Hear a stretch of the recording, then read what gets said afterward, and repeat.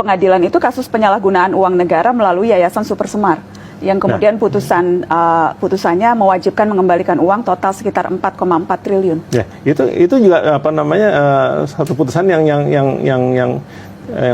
apa ya rancu atau tidak dasar yang kuat, karena gimana dana sudah diserahkan kepada yayasan kok dianggap itu dana milik negara, dan milik negara yang mana orang itu nggak ada dari APBN itu dana masuk ke yayasan. Jadi negara yang mana yang diartikan di situ itu kan memang putusan politik lebih daripada putusan hukum. Tapi ini kan keputusan yang sudah berkekuatan hukum tetap, Mas Tommy. Bahkan kemudian sudah ada list daftar aset yang harus disita. Sekarang coba tanyakan kepada kejaksaan gimana proses berikutnya.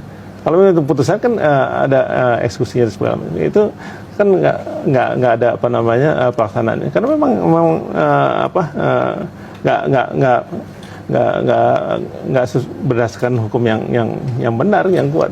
Dan ini proses yayasan pun masih berlanjut untuk mengajukan banding dan sebagainya. Sudah berkekuatan hukum tetap dan kejaksaan juga sudah melis daftar aset yayasan yang akan disita, termasuk sudah ada juga beberapa barang yang akan disita. Ya, akan disita, udah 20 tahun ini kita reformasi dan masih akan dilakukan. Keputusan itunya baru 3 tahun yang lalu, Mas Tommy.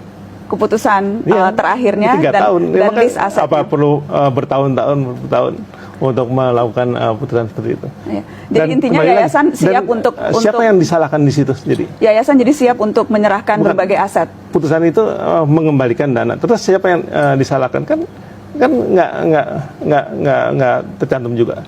Karena Mas Tommy, saya ingin tanya, salah satu misalnya yang disita oleh kejaksaan yang masuk dalam daftar penyitaan itu gedung Granadi.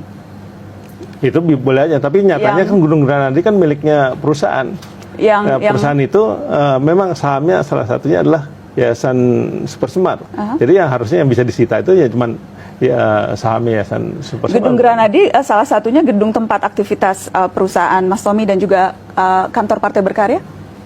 Partai Berkarya enggak. Tidak di situ. Jadi hanya di Antasari atau kami.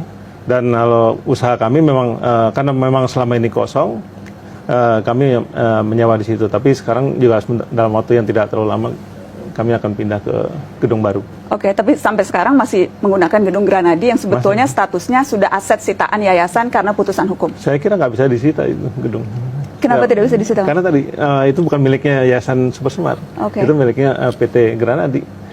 Itu secara hukum mereka nggak bisa menyita. Makanya kalau disita betulnya nggak boleh ada kegiatan lagi di gedung itu kan.